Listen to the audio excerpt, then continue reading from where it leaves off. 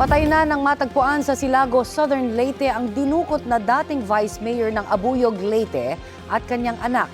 Natunton ang mag-amang James at Carlo James Bohol sa tulong ng GPS system na nakakabit sa nirentahang getaway car na mga dumukot sa kanila.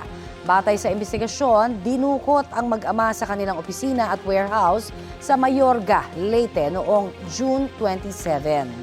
Nadakip po ang tatlong suspect sa Pasay City kahapon. Ayon sa pulisya, umamin ang mga suspect sa krimen. Matagal na raw magkakilala at magkasosyo sa negosyo ang mga suspect at biktima. Utang sa negosyo ang isa sa mga tinitignang motibo sa krimen. Itinuturing ng itong case closed ng pulisya.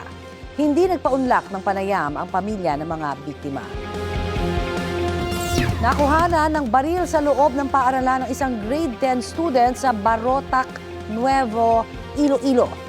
Ayon sa pulisya, rumisponde sila sa paaralan matapos humingi ng tulong ang pamunuan nito dahil sa dalang armas ng binatilyong 15 anyos.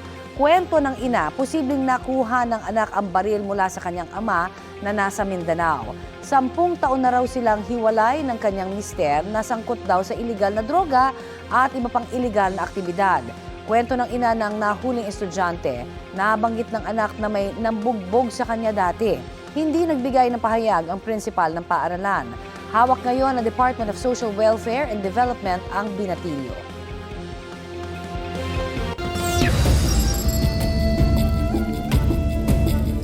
Binaril ng riding in tandem ang isang pampaserong bus sa Amadeo, Cavite.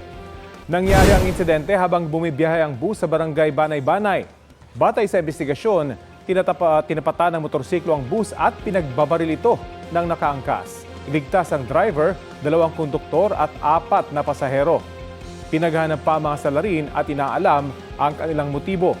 Wala pang pahayag ang kumpanyang may-ari ng bus.